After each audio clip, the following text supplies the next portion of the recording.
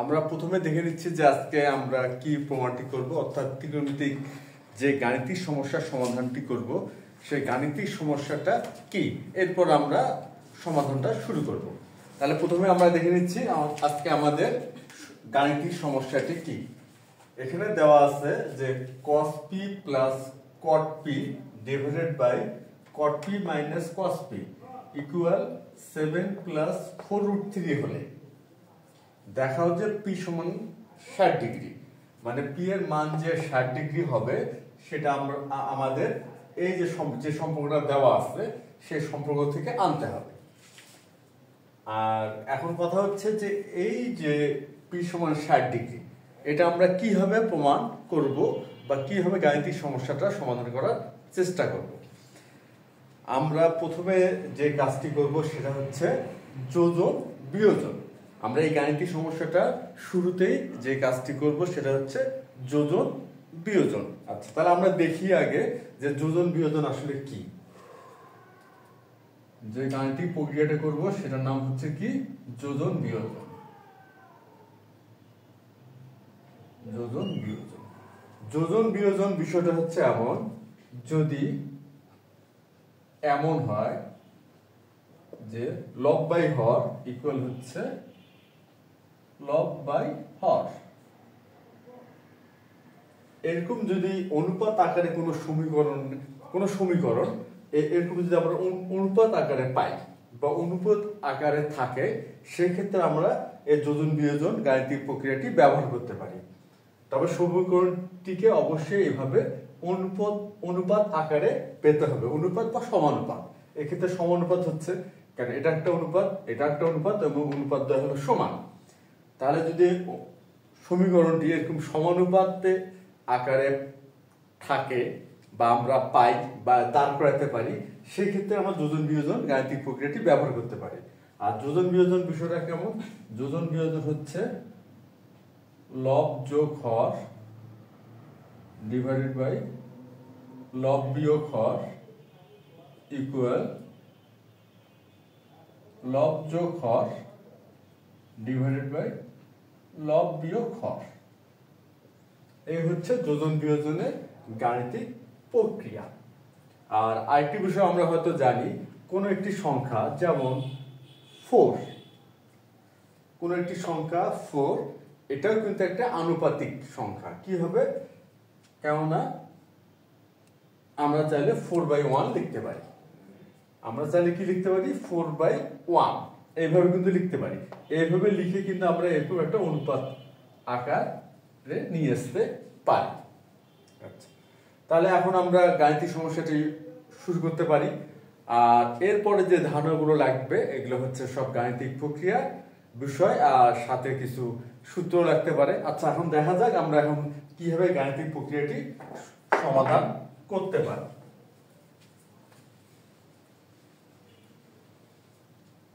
তাহলে আমরা সমাধানটা শুরু করি।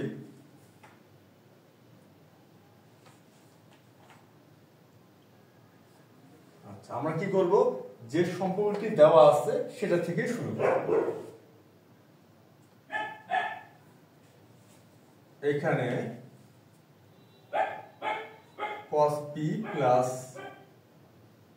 cot p divided by cot p minus cos p equal 7 plus 4√3। এই সম্পর্কটি দেওয়া আছে, আর এই সম্পর্ক থেকে আমাদের আনতে হবে p সমান 60 ডিগ্রি। আমরা প্রথমে কি করব, প্রথমে করব যোজন বিয়োজন। আচ্ছা, এখন কথা হচ্ছে বাম পক্ষে লব এবং হর দৃশ্যমান, কিন্তু ডান পক্ষে আমরা হর পাচ্ছি না, কিন্তু এখানে আমরা হর 1 ধরে নিতে পারি। এখানে একটি 1 আছে, কিছু নাই মানে এখানে 1 আছে। তাহলে আমরা এখন যোজন বিয়োজন যদি করি তাহলে ব্যাপারটা কেমন হবে, হবে হচ্ছে প্রথমে আমরা কি করব লব যোগ হর। তো এখানে লব কি, লব হচ্ছে cos p plus cot p, এটা হচ্ছে লব, যোগ হর, হর হচ্ছে এখানে cot p minus cos p, তা যোজন এখন হচ্ছে বিয়োজন, cos p plus cot p লব বিয়োগ হর, অর্থাৎ লবটা আগে লিখবো তারপরে বিয়োগ দিয়ে হরটা লিখবো। এখন বিয়োগ দিলাম, হর লিখতেছি, হর হচ্ছে কি cot p। এখন এই যে বিয়োগ আছে, এই বিয়োগের জন্য এই যেখানে মাইনাস একটা আছে, cot p minus cos p, এই মাইনাসটি কি হবে প্লাস হয়ে যাবে, প্লাস cos p ইকুয়াল। আর এই ক্ষেত্রে আমরা যে যোজন বিয়োজন করব, এখানে লব অবস্থায় আছে হচ্ছে লবে আছে 7 প্লাস 4√3 আর হরে আছে হচ্ছে 1, তাহলে কি হচ্ছে এখানে হবে 7 plus 4√3 plus 1 divided by 7 plus 4√3 minus 1, অর্থাৎ এখানে লব যোগ হর লব বিয়োগ হর। আচ্ছা, এরপর এখানে দেখা যাচ্ছে cos p এখানে প্লাস আর এখানে cos p হচ্ছে মাইনাস, তাহলে cos p আর এই cos p এটা 0 হয়ে যাবে, আর এখানে থাকবে 2 cot p, তাহলে এখানে আমরা পাচ্ছি 2 cot p, এটা হচ্ছে লবে পেলাম। আর হরে এই cot p আর cot p 0 হবে, তাহলে এখানে পাচ্ছি আমরা 2 cos p, 2 cos p equal. আর এই ক্ষেত্রে কি হচ্ছে 7 আর 1 যোগ করলে হবে হচ্ছে 8, আর এখানে 4√3 ডিভাইডেড বাই এখানে 7 থেকে 1 বিয়োগ করব, তাহলে 6 প্লাস 4√3। তাহলে আমরা যোজন বিয়োজন করলাম, এবং যোজন বিয়োজন করার পর আমরা কিছু গাণিতিক ক্যালকুলেশন অর্থাৎ যোগ এবং বিয়োগ করে নিলাম। এখন দেখি এখানে 2/2 আছে, 2/2, তাহলে 2/2 2 কে 2 দ্বারা ভাগ করলে হবে 1, তাহলে এখানে থাকলো কি আমাদের থাকলো হচ্ছে cot p by cos p equal. আর এই ক্ষেত্রে আমরা কি করতে পারি, এই ক্ষেত্রে আমরা 2 কমন নিতে পারি। 2 যদি কমন নেই তাহলে হচ্ছে 4 প্লাস 2√3, আর হরও আমরা 2 কমন নিচ্ছি, তাহলে 2 কমন নিলে 3 প্লাস 2√3। এই ক্ষেত্রেও কিন্তু কি হবে 2 কে 2 দিয়ে ভাগ করলে 1 হয়ে যাচ্ছে, তাহলে আমাদের থাকতেছে cot p by cos p equal হচ্ছে 4 প্লাস 2√3 ডিভাইডেড বাই 3 প্লাস 2√3। তাহলে আমরা কিন্তু এই পর্যন্ত চলে আসলাম। এখন কথা হচ্ছে এখানে আমাদের কি আনতে হবে, p এর মান। আচ্ছা, এখন আমরা যে কাজটা করব, এই যে cot p by cos p, এখানে কি করা যেতে পারে, আমরা জানি যে cot p সমান সমান লেখা যাবে cos p by sin p। কি লেখা যাবে, cos p by sin p, এটা কিন্তু লেখা যাবে। তাহলে কিন্তু আমরা এই cot p এর স্থলে লিখতে পারবো cos p by sin p। তাহলে আমরা এখন তাই করব। আচ্ছা, আমরা তাহলে এখানে লিখে ফেলি, এখানে আমরা লিখে ফেলবো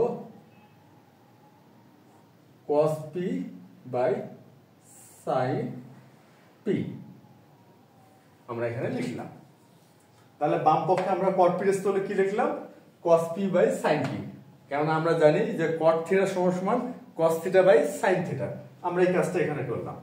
আর ডান পক্ষে যে কাজটি আমরা করব, এই যে 3 প্লাস 2√3 আছে, হরে আছে 3 প্লাস 2√3, আমরা এখন কি করব, এটার অনুবন্ধী অর্থাৎ 3 মাইনাস 2√3 দিয়ে লব এবং হরকে গুণ করব। কি করব, 3 মাইনাস 2√3 দিয়ে লব এবং হরকে কি করব, গুণ করব। আচ্ছা, তাহলে এখন আমরা ওই কাজটি করব এখন। আর বাম পক্ষে যেটা হবে এখন, যে এখানে cos p বাই হচ্ছে sin p আর ইনটু 1 বাই cos p, এটা কিন্তু আমরা এইভাবে লিখতে পারি 1 বাই cos p। আর ডান পক্ষে যেটা করব আমরা,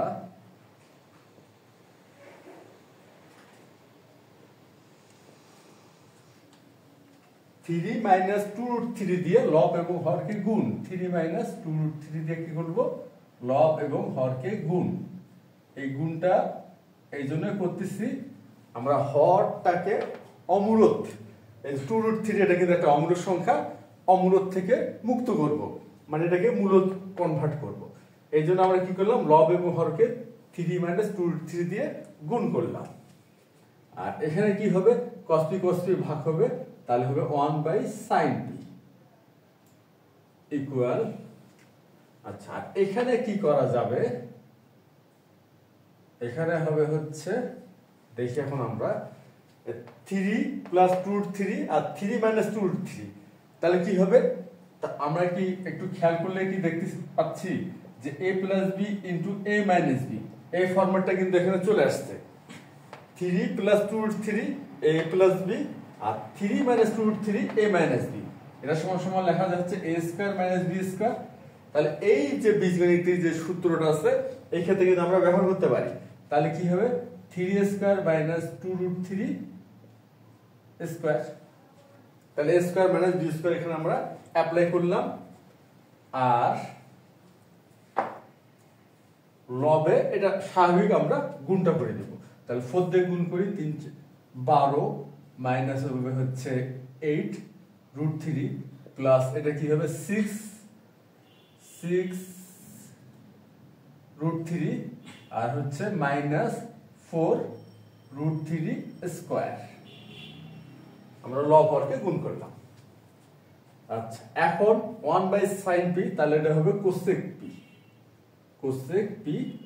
আর এখানে কি হচ্ছে 4 না তো 12 লিখলাম। আর এখানে আমরা খেয়াল করি মাইনাস 8√3 প্লাস 6√3, তাহলে এখানে হবে মাইনাস 2√3। আর এক্ষেত্রে কি হবে, √3 উপরে স্কয়ার আছে, তাহলে 3 আর হলো 4 গুণ করলে হবে 12, তাহলে মাইনাস 12। আর এই ক্ষেত্রে কি হবে 9 মাইনাস 2 উপরে স্কয়ার, তাহলে 4 আর হচ্ছে √3 উপরে স্কয়ার, তাহলে 3, তাহলে হচ্ছে এখানেও 12, তাহলে এখানে আমরা পাচ্ছি 12 বা cosec p ইকুয়াল হবে 12 থেকে 12 বিয়োগ করলে 0, তাহলে মাইনাস 2√3 আর এখানে হবে মাইনাস 3।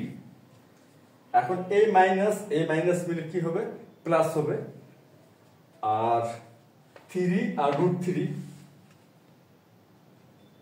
তাহলে হচ্ছে cosec p সমান সমান, আর আমরা জানি দুটি √3 গুণ করলে 3 হয়, 2√3 ইকুয়াল √3 ভাগ হচ্ছে, তাহলে 2/√3, তাহলে cosec p সমান সমান কি হলো, 2/√3 হলো, বা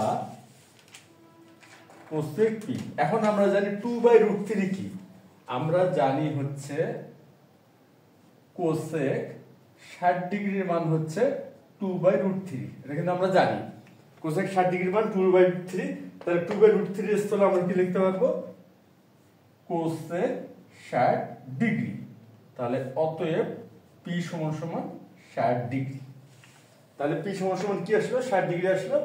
আমাদের p সমান 60 ডিগ্রি দেখাতে বলা হয়েছে, আমরা কিন্তু দেখাতে পারলাম, তাহলে হচ্ছে দেখানো হলো। আমরা কি করলাম, p সমান সমান 60 ডিগ্রি দেখাতে পারলাম। তাহলে আমরা এই যে গাণিতিক সমস্যার সমাধানটি করলাম, মনে হয় না সমস্যাটি খুব একটা জটিল, খুব সাধারণ কিছু গাণিতিক ধারণা, যেমন তার মধ্যে অন্যতম হচ্ছে যোজন বিয়োজন, এরপরে হচ্ছে এই একটা সূত্র যে cot p সমান cos p/sin p, তারপরে কিছু গাণিতিক ক্যালকুলেশন করার মাধ্যমে কিন্তু আমরা খুব সহজভাবেই বলা যেতে পারে p সমান 60 ডিগ্রি দেখাতে পারলাম। তাহলে আজ এই পর্যন্তই, ধন্যবাদ তোমাদের সবাইকে।